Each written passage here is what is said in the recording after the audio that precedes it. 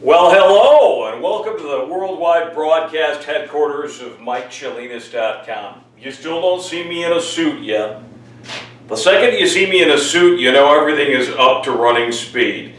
But I didn't want to discount some of the weather things that have been going on lately, so I thought I'd do a quick little daily weather video blog on the wind that is out there and why we have wind in nature in the first place.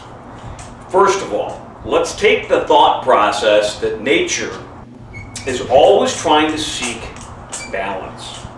So around low pressure, which is a vacuum, you are having air that is being taken at the surface level and being lifted up through the atmosphere. I got to remember that we don't make air. The same air that we're breathing, and it's slightly changed, was around when the dinosaurs were walking the earth. So if we're going to take it from one spot, we can't have a hole there. We have to replace it from something else. And that's where high pressure comes in. Around high pressure, the air sinks, encounters more gravity towards the Earth's surface. So those little molecules start running around faster and faster and faster. That's what creates heat. That air then moves towards low pressure, or is pulled into it by that zone of convergence, which is low pressure.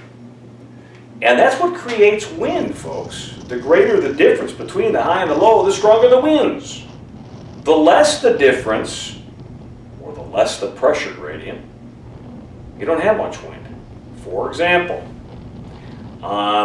today is Wednesday, so on Monday we had very little wind. Why? Got a nice ridge of high pressure sitting on top of us.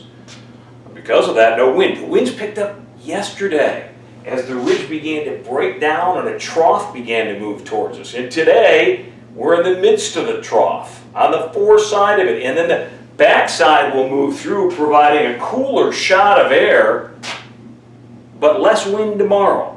So the big wind occurs today as that upslope of the trough is moving through. But that's how wind is created in nature, at least on a large scale. Smaller scale, there's some other things to consider, like thunderstorm gusts and gravity-driven wind movement, like coming down the sides of a mountain right after sunset.